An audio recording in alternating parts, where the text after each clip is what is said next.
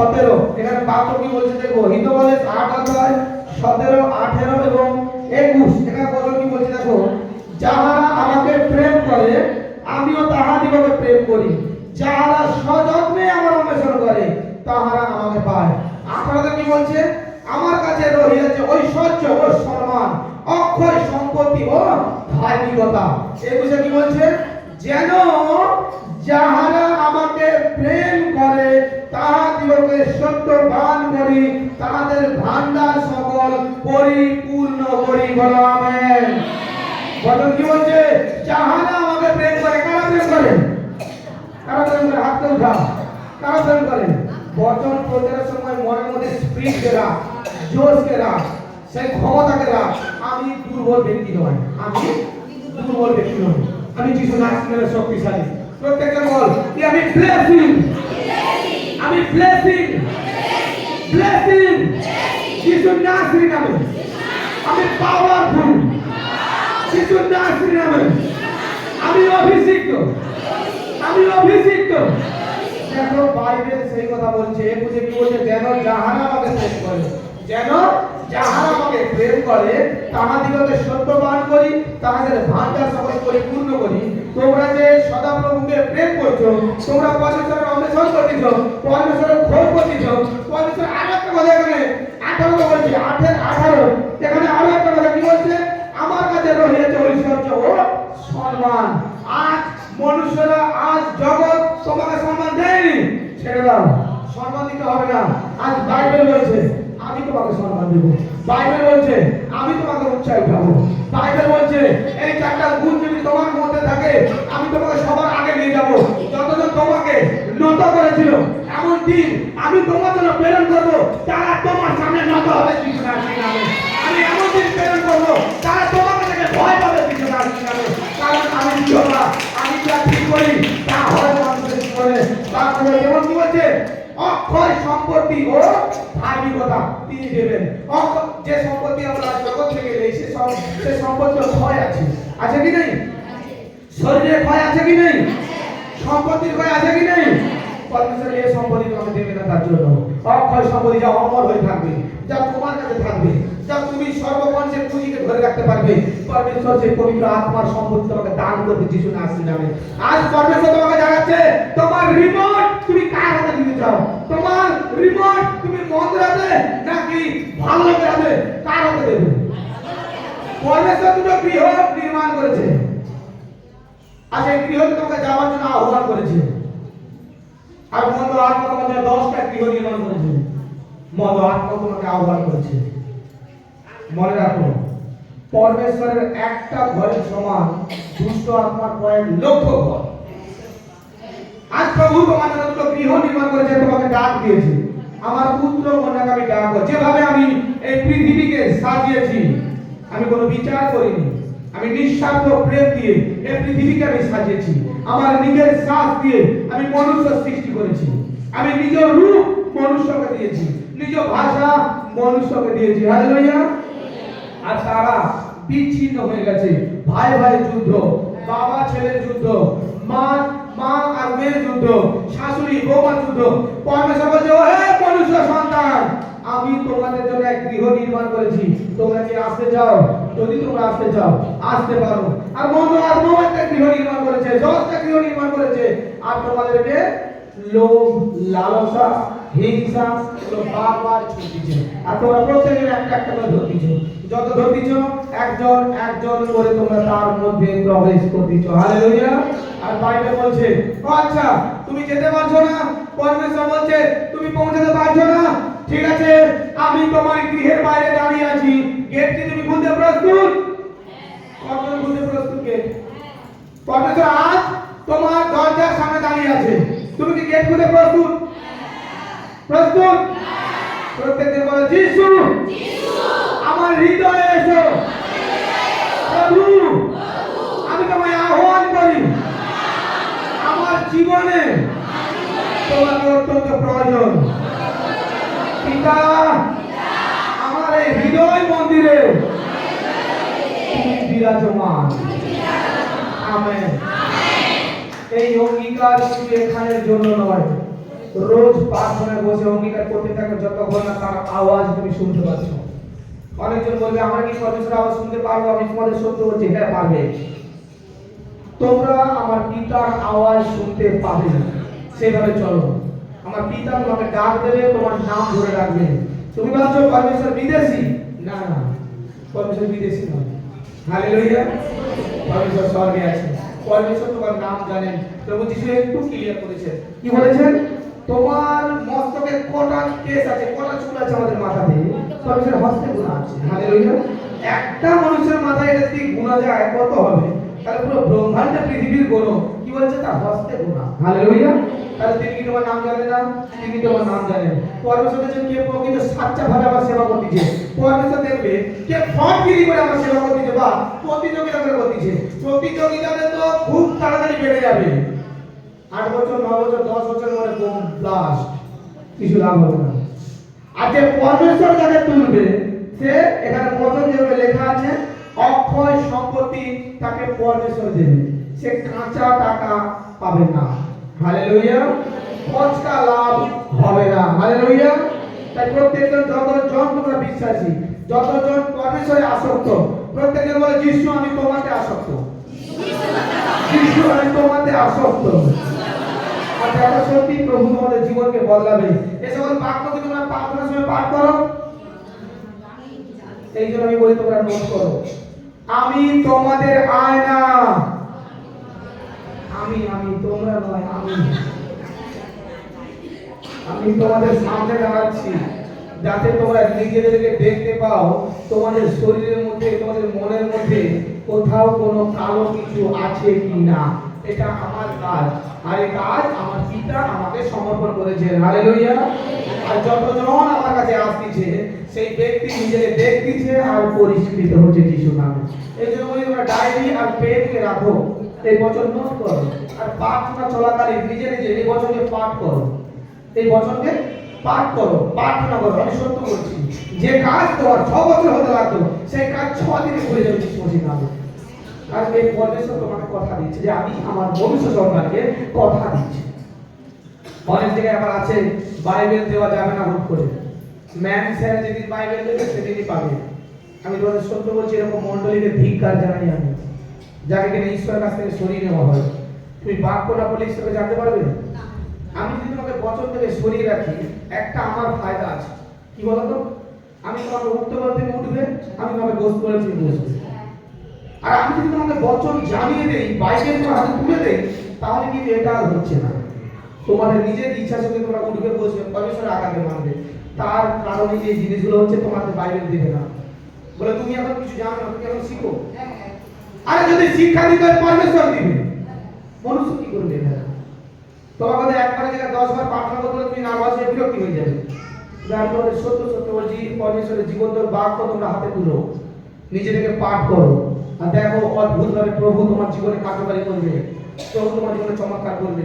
আর পিতা আমাকে সেই আয়না করে পাঠিয়েছে, সেই সাচ্চা বচনগুলো তোমাদের সামনে তুলে ধরতেছি। এই সকল বচন তোমাদের জীবনকে বদলে দিয়ে যাবে যিশু নাসির নামে, যদি তোমার বিশ্বাস থাকে, যদি তোমার সেই ভাবভঙ্গিমা থাকে যে হ্যাঁ আমি প্রকৃত স্বর্গে যেতে চাই। কোথায়? যদি প্রকৃত স্বর্গে যেতে চাও, আমি তোমাদের সত্য সত্য বলছি, মনুষ্যের পিছনে না ছুটে যিশুর নাসির পিছনে ছুটো। যিশুর নাসির তোমাকে সেই জায়গাতে নিয়ে যাবে। হালেলুয়া। যতজন মনুষ্যকে নিয়ে বাড়াবাড়ি করছে, একটা কেউ পৌঁছাতে পারবে না সেখানে।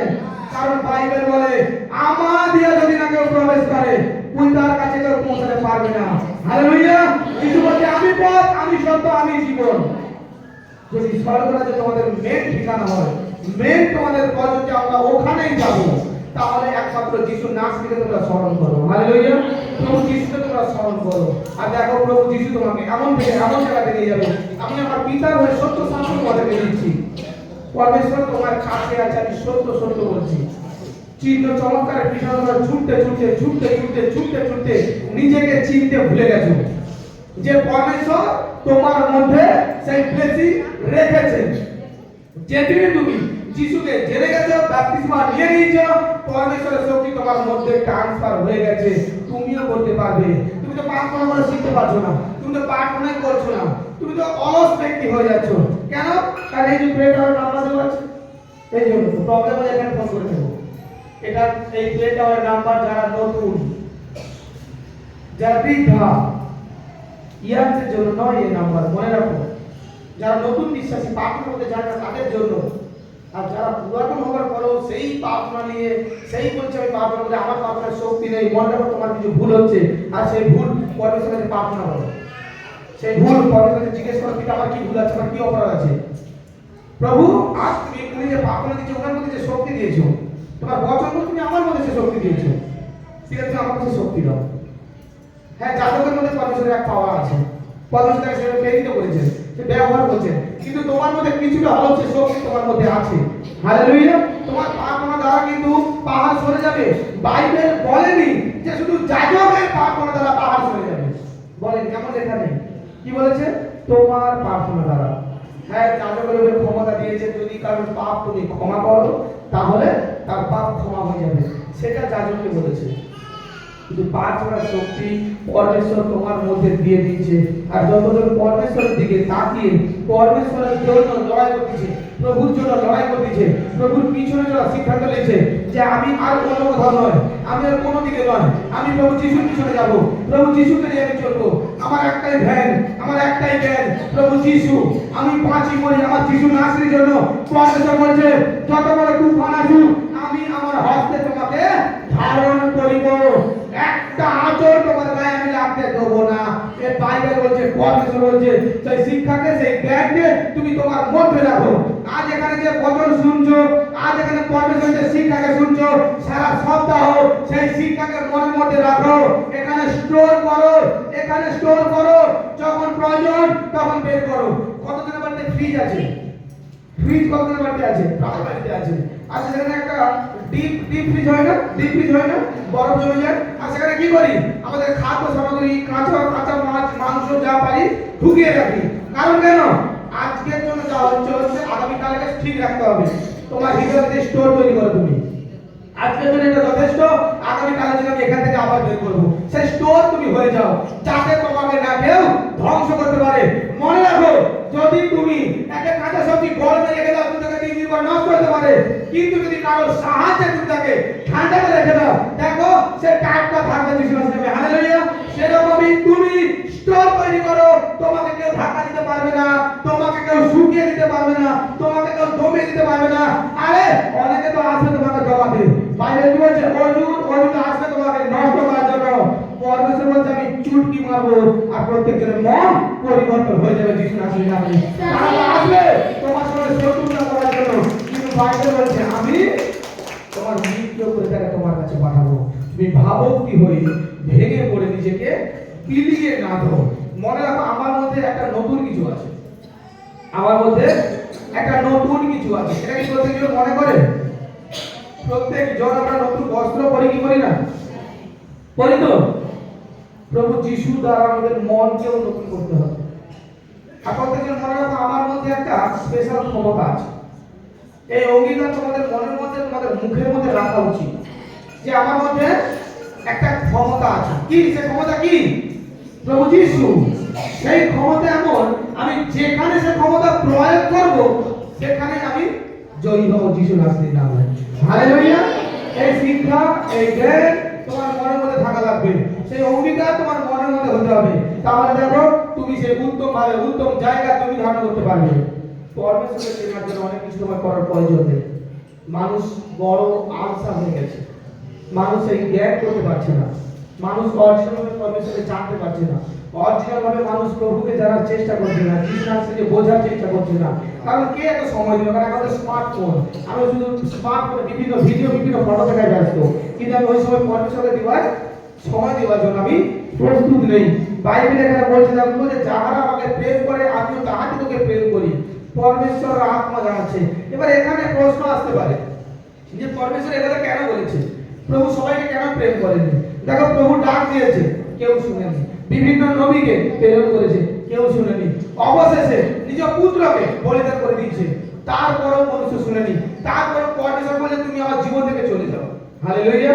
তার বিনিময়ে পরমেশ্বর বলে ঠিক আছে, তুমি মনুষ্য সন্তান, আমি তোমার উপরে হস্তক্ষেপ করব না, কারণ মনুষ্য সন্তান তো ধূলির সমান। বাইবেল বলছে কি হচ্ছে? মনুষ্য সন্তান তো ধূলির সমান। আমি তোমার উপরে হস্তক্ষেপ করব না। তোমার যদি ইচ্ছা হয় তুমি নিজ গৃহে ফিরে আসবে। হালেলুয়া। আর তার জন্য আমি তোমাকে সব দিক থেকে আমি রাস্তা তোমাকে তৈরি করে দেবো, এবং তুমি যদি চাও নিজ গৃহে ফিরে আসবে, দেখো আমি তোমার জন্য সেই দরজা খুলে দেবো। আর দাঁড়ি তোমাকে স্বাগতম জানাবে, আর দাঁড়ি তোমাকে বলবে না আমি তোমাকে চিনি না, তুমি চলে যাও। দাঁড়িয়ে তোমাকে স্বাগতম করবে আর বলবো হে মনুষ্য সন্তান, স্বর্গরাজ্যে তোমাকে স্বাগতম করছি। কিছু না কিন্তু আজ মানুষ পরমেশ্বর বলছে তুমি আমার জীবন থেকে চলে যাও।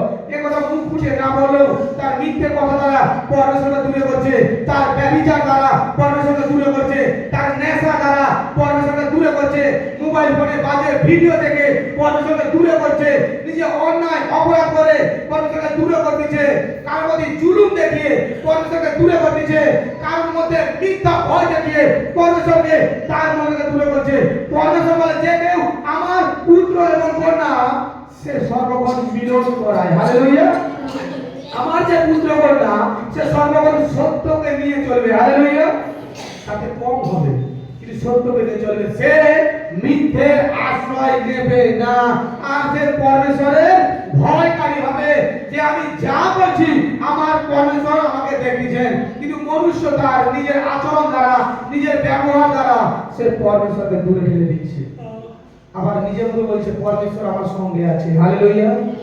তার জন্য পরমেশ্বর বলছে আমি তোমার জন্য দ্বার রেডি রেখেছি, আমি তোমার জন্য রাস্তা তৈরি করে দিয়েছি, তুমি যদি চাও তুমি আমার কাছে আসতে পারো। তোমার রাখার জন্য জায়গা প্রয়োজন। যখনই পরমেশ্বর থেকে মানুষ দূরে সরে যাচ্ছে তখনই সৃষ্টি হচ্ছে তার জন্য নরক। তুমি যখন সত্যকে প্রেম করলে না, তুমি যখন সত্যকে কাছে ডাকলে না, তুমি যখন আমার কোলে বুঝতে চাচ্ছ না, তুমি যখন আমার আসনে বুঝতে চাচ্ছ না, তুমি যখন আমার গৃহেতে বসতে পারছো না, যাও তুমি তাহলে ওই গৃহেতে পৌঁছাও যেখানে তোমাকে ঘুরলে খেয়ে নেবে, যেখানে তোমাকে ক্ষত বিক্ষত করা হবে। যাও সেই নরকে, সেখানে অগ্নি জ্বলতিছে, তোমাকে ফেলে দেওয়া মাত্র বিভিন্ন কীট পতঙ্গ তোমাকে ছিনে ছিনে খাবে।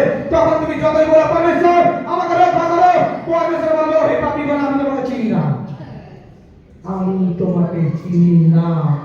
একটাই রাস্তা, তুমি জীবিত থাকাকালীন তুমি ঠিক পরমেশ্বরকে শরণাগত হতে পারো, প্রভুর পিছনে চলতে পারো। বাইবেল বলছে তোমাকে তিনি নিয়ে যাবে, কিন্তু এই দেহকে ছেড়ে দেওয়ার পরে তুমি যতই চিৎকার করো তোমাকে আর সুযোগ দেওয়া হবে না।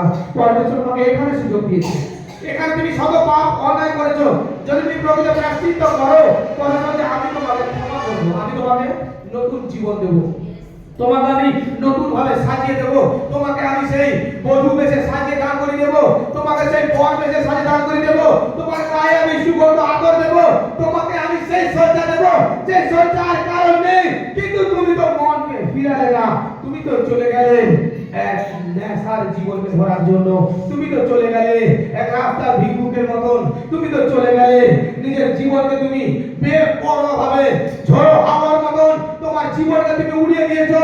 আর যখন ঝড়ো হাওয়া থেমে গেছে তুমি নিজের অস্তিত্ব আর খুঁজে পেলে না, আর দাঁড়িয়ে বলছো আমার কি হবে। বাইবেল বলছে আমি তোমাকে আগেই সাবধান করেছি, বাইবেল বলছে আমি তো তোমাকে সাজানোর জন্য প্রস্তুত আছি। তুমি বিশ্বাস করলে না, আমার নিজ পুত্র তোমার জন্য রক্ত দিয়েছে, আমার নিজ পুত্র চাবুকের ঘা খেয়েছে, আমার নিজ পুত্র তোমার জন্য প্রত্যেকটা দুঃখ সহ্য করেছে, আমার নিজ পুত্র আমার কোরের পুত্র যার মাথায় আমি সোনার মুকুট দিয়েছিলাম তার মাথায় পৃথিবীবাসী কাটার মুকুট দিয়ে দিয়েছে, আমার পুত্র যার হাতে আমি সেই অমৃত বাণী ধরেছিলাম আমার পুত্র হাতে পিঠে করা হয়েছে, আমার পুত্র যে কিনা সোনার রাস্তাতে যাতায়াত করতো তার পায়ে পৃথিবীবাসী পিঠে মেরে দিয়েছে। আমি এত বলিদান দিয়েছি, আমার পুত্র তোমার জন্য কষ্ট দিয়েছে, আমার পুত্র স্বর্গ ছেড়ে তোমার কাছে নেমে গেছে, তুমি তারপর বিশ্বাস করলে না। আর লাস্টে এসে বলছো পিতা আমার জন্য কি করেছে, আমি তোমার জন্য কি করিনি, আমি তোমার জন্য কি করিনি। কিন্তু তুমি মনকে ফিরালে না। আমি তোমার জন্য এক বাসস্থান রেডি করেছি, আমি তোমার জন্য এক যাত্রী নির্মাণ করেছি, যে যাত্রী দেখো তোমার কাছে আছে, যে যাত্রী তোমাকে সেই বধূ বেশে সেই বর বেশে তোমাকে সাজাবে। আর সেই যাত্রী কে জানো, সে যাত্রী আর কেউ নয়, পবিত্র আত্মা তোমার কাছে আছে তোমাকে সাজানোর জন্য। যেমন একটা মা তার সন্তান যদি আবর্জনা খেতে আসে, তার মা কি করে, সেই সন্তানকে ধৌত করে পরিষ্কার করে সুন্দর জামা প্যান্ট পরায়, তার গায়ে সুগন্ধি তৈল মাখায়। বাইবেল বলছে পরমেশ্বর বলছে তুমি আবর্জনা ছিলে ঠিকই, কিন্তু আমি তোমাকে উঠিয়ে এনেছি, আমি তোমাকে সচেতন দিয়ে, আমি তোমাকে সেই সাজ দিয়ে, অলংকার দিয়ে আমি তোমাকে সাজিয়ে রাখবো। তুমি মনকে তো ফিরাও, তোমার মনের ভাগ্য তুমি আমার করে দাও, তুমি তো সেই প্রেম আমাকে দাও। আর দেখো আমি তোমার প্রত্যেকটা মুহূর্ত, প্রত্যেকটা সিচুয়েশন আমি যিশু নার্সিং হোমে বদলে ছাড়বো। আমি তোমার প্রত্যেকটা প্রবলেমকে তোমার জীবন থেকে দূর করে দেবো। তোমার প্রত্যেকটা অস্তিত্ব আমার জীবিত হবে। তারা তোমাকে ছেড়ে দূরে সরে গেছে, বাইবেল বলছে তারা তোমার কাছে আবার আসবে। কিন্তু তুমি তো সে কথা কান দিলে না। তুমি তো ছুটিছ, আমার আত্মীয় আমাকে অপমান করে চলে গেছে, আমার আত্মীয়র মনকে বাঁধতে হবে। ওই বন্ধু যদি দেখো তোমার আত্মীয় যদি তোমার থাকতো কখনো তোমাকে ছেড়ে যেত না। ওই কুটুম্ব যদি তোমার থাকতো কখনো তোমার নিন্দা করতো না। প্রকৃত বন্ধু তো সেই যে কিনা তোমার অভাবে, তোমার বিপদে তোমার পাশে দাঁড়ায়। প্রকৃত সে তোমার বন্ধু যে তোমার সুখের সময় তোমাকে ব্যবহার করতে চায়, তোমাকে ডাকতে চায়। মনে রাখো ও কখনো তোমার ছিল না, কোনোদিনের জন্য তোমার নয়, কোনোদিনও তোমার হবে না। ও তো মিথ্যা, ও তো শুধুমাত্র তোমাকে ব্যবহার করতে চাচ্ছে তার নিজ স্বার্থ অনুযায়ী। হালেলুয়া। কতজন বুঝতে পারছে? কতজন বুঝতে পারছে আমার কথা? সবাই কি বুঝতে পারছে? বচন দিলে কি করতে চলবে? দেখো যে আমি প্রচার করছি, এই সকল প্রচার আমার নয়, এই সকল প্রচার আমার পিতা। আমি বাড়িতে রিহার্সাল করি না, যে মাইক্রোফোন ধরে এইভাবে রিহার্সাল করছি এরকম কিছুই নয়। আমি এখানে উঠার আগে রুমে বাইবেল পাঠ করিও না। এই সকল বচন পরমেশ্বরের আত্মা দ্বারা লিখিত হয়, পরমেশ্বর টপিক দেয়, পরমেশ্বর বাক্য দেয়। ওইটা বন্ধ হলো, বন্ধ। এখানে যখন উঠছি পরমেশ্বর সেখান থেকে কলম চালাচ্ছে, এখান থেকে আওয়াজ বের হচ্ছে, পরমেশ্বর থেকে ইশারা করছে, এখানে চমৎকার কার্যকারী হচ্ছে। এগুলো পরমেশ্বর। এই সকল কোনো কিছু আমার রিহার্সাল কেউ না হবো, এগুলো তো বাড়ি থেকে প্র্যাকটিস করা হয়েছে। কারণ আমি কোনো যাত্রা করতে বা কোনো থিয়েটার করতে এখানে দাঁড়াই না। এই প্রভু অভিষেকের দ্বারা এই সকল সুসমাচার প্রচার হচ্ছে।